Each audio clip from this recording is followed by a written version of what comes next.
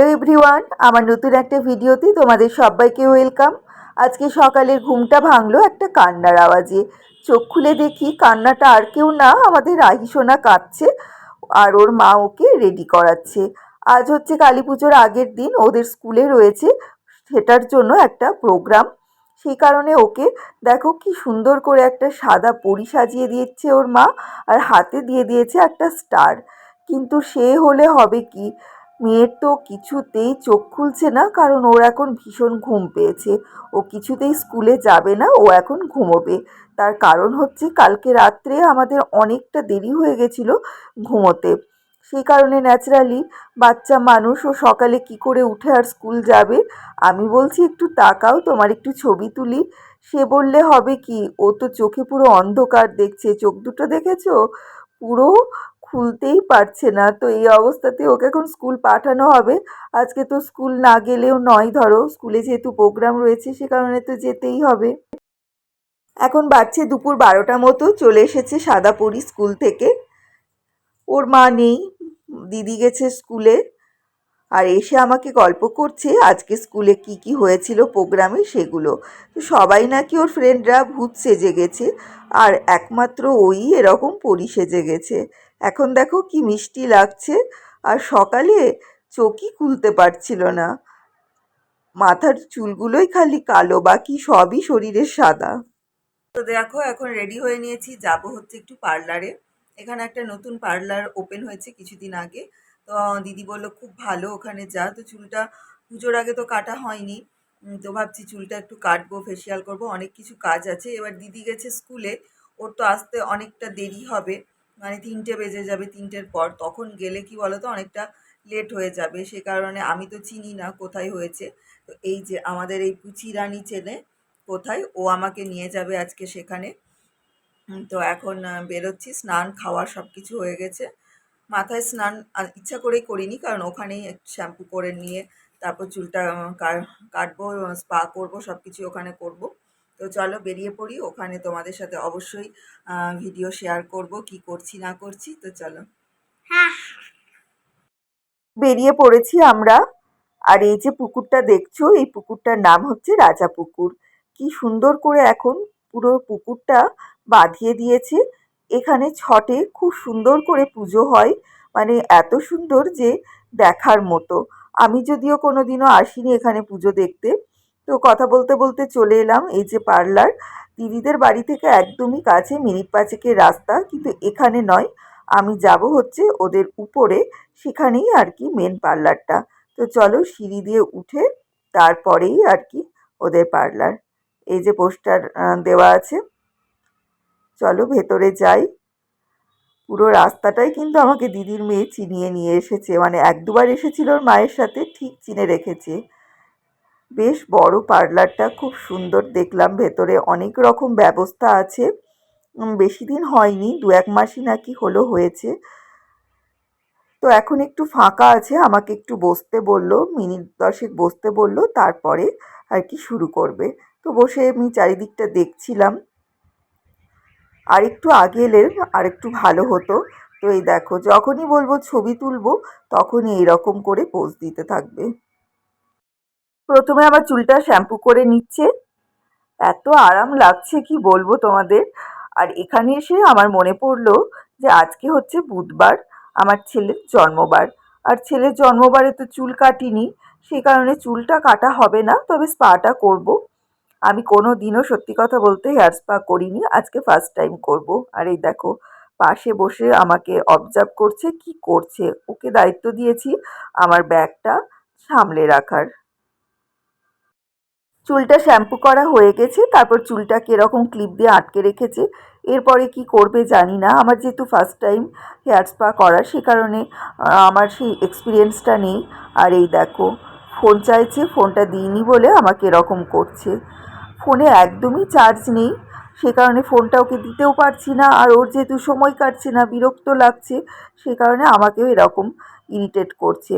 দিদিকে বললাম ওকে এসে নিয়ে যেতে, কারণ অনেকক্ষণের সময় লাগবে। ধরো এখানে যা দেখছি আস্তে আস্তে অনেকটাই ভিড় হচ্ছে, তো এখানে তো 2-3 ঘন্টা লাগবে, অতক্ষণ তো ও থাকতে পারবে না।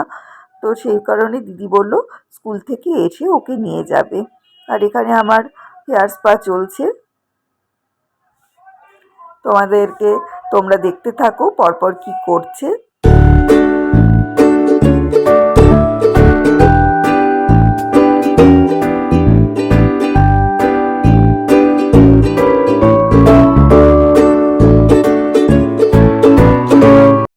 এখানে দেখো দিদির মেয়ে আমার কোলে মাথা দিয়ে ঘুমিয়ে পড়েছে, আর পারছে না জেগে থাকতে। সকালে তো ঘুমই ভাঙছিল না, কোনো রকমে তো স্কুল পাঠানো হয়েছিল। তারপর স্কুল থেকে এসে স্নান খাওয়া করে তো আমার সাথে চলে এসেছে, ঘুমোনো হয়নি। সেই কারণে একদম ঘুমিয়ে পড়েছে। দিদিকে ফোন করলাম, ও এসে ওকে নিয়ে যাবে। এখানে চলছে আমার ফেসিয়াল। মুখটা ম্যাসাজ করার পরে একটা ফেসিয়াল ফেস মাস্ক পরিয়ে দিয়েছে। দেখো কেমন ভূতের মতো দেখতে লাগছে আমাকে। ছেলে থাকলে বোধহয় ভয়েই পালিয়ে যেত আমাকে দেখে। আমার ফেসিয়াল করা কমপ্লিট হয়ে গেছে। এখন চুলটাকে জল দিয়ে ভালো করে ধুয়ে নেওয়ার পরে এই যে হেয়ার ড্রায়ার দিয়ে চুলটাকে শুকিয়ে দিচ্ছে। এখানে এই যে ৩-৪ ঘন্টা কাটালাম পার্লারে। বাড়িতে থাকলে সত্যি কথাই হয় না ছেলেকে রেখে এতটা সময় পার্লারে দেওয়ার। আজকে প্রথম আমি এতটা সময় এই পার্লারে কাটালাম। তবে সত্যি কথাই খুবই ভালো লাগছে। নিজের যত্ন নিলে দেখবে সত্যিই ভালো লাগে, কিন্তু হয়ে ওঠে না। নিজের যত্ন একেবারেই নিই না, কিন্তু এবার থেকে সত্যিই চেষ্টা করব নিজের একটু খেয়াল রাখার। কারণ নিজেকে ভালো রাখার দায়িত্ব তো নিজেকেই নিতে হবে। আর নিজেকে মেনটেন করে রাখলে দেখবে মনটাও ভালো লাগে, নিজেকেও দেখতে ভালো লাগে। আর নিজেকে দেখতে ভালো লাগাতে কে না চায় বলো? তো দেখো এখানে চুলটাকে কি সুন্দর স্ট্রেটনার দিয়ে স্ট্রেট করে দিয়েছে। ভাবছি এরকম একটা স্ট্রেটনার কিনে নেব, তাহলে যখন ইচ্ছা চুলটা স্ট্রেট করতে পারবো। তো চলো বিলটা পে করে এবার বাড়ি যাই। চলো বেরিয়ে পড়েছি। পুরো অন্ধকার। এসেছিলাম যখন ছিল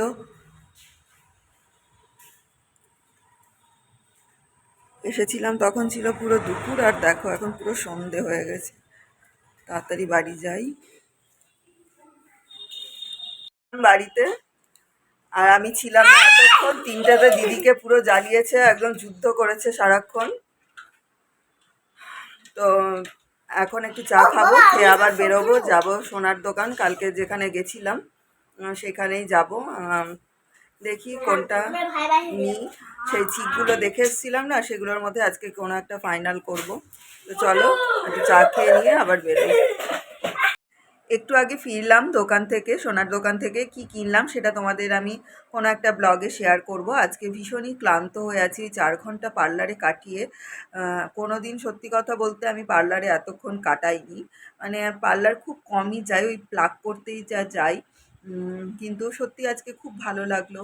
পার্লারে এত কিছু করে মনে হচ্ছে নিজেকে আয়নায় দেখেও ভালো লাগছে যে না সত্যি নিজের একটু যত্ন নেওয়া দরকার। এবার থেকে সত্যি একটু মেনটেন করতে হবে নিজেকে। তো এখন ফিরলাম, ফিরে একটু বসে আছি। দিদি ওদিকে রান্না করছে, ও বানাচ্ছে আজকে আলুর পরোটা। তো আমাকে ডাকছে, কি করে করছে দেখার জন্য। দাঁড়াও। এখানেও আলুর পুরটা লেচির মধ্যে ভরে পুরো রেডি করে নিচ্ছে, তারপরে একেবারে বেলে ভেজে নেবে। যখন ও পুরটা করছিল তখন আমার আর দেখা হয়নি, ওটা ভিডিও করা হয়নি। তো যেভাবে পুর করে সমস্ত মশলা দিয়ে পেঁয়াজ কী যেন ও দিয়েছে সেগুলো দিয়ে পুরটাকে করেছে। পরে আমি ভালো করে ওর কাছে জেনে নেব কী করে করেছে। আর আমার ছেলে আলুর পরোটা খেতে ভীষণই ভালোবাসে, শুধু বলে মা আলুর পরোটা করে দাও। করেছি 2-1 বার, কিন্তু আমার কাছে না এই সমস্ত জিনিস খুব একটা ভালো হয় না দেখি। সেই কারণে বসে বসে ভালো করে দেখে নিচ্ছি দিদি কী করে করছে, তারপর বাড়ি গিয়ে ওকে করে খাওয়াতে হবে। ও এই আটা বলো ময়দা বলো এই জাতীয় জিনিস খেতে আমার ছেলে ভীষণই ভালোবাসে। তো এখানে এবার দিদি সব লইগুলো মানে আর কি তোমার লেচিগুলো বেলে ভেজে নিচ্ছে একটা একটা করে। আর ওদিকে বাচ্চাগুলোকেও বসিয়ে দিয়েছি খাওয়ার জন্য। সন্ধ্যাবেলা সেভাবে কেউ কিছু খায়নি, সে কারণে তাড়াতাড়ি ওদেরকে খাইয়ে দেব। ওদের খাওয়া হলে তারপরে আমরা খাবো। এখানে দিদি বলল খুব হালকা হাতে তোমার আর কি বেলতে হবে, না হলেই ভেতরের পুরগুলো বেরিয়ে যাবে। তো ওটাই মনোযোগ দিয়ে দেখছিলাম ও কী করে করছে। কি সুন্দর দেখো একটা একটা করে ভেজে নিচ্ছে। তো চলো ওদেরকে খেতে দিই। আর ভিডিওটাও এখানে শেষ করছি। আমার ভিডিওটা যদি তোমাদের ভালো লেগে থাকে তাহলে অবশ্যই আমার চ্যানেলটাকে লাইক করো, শেয়ার করো, সাবস্ক্রাইব করো। খুব তাড়াতাড়ি চলে আসবো নতুন একটা ভিডিওর সাথে। টাটা।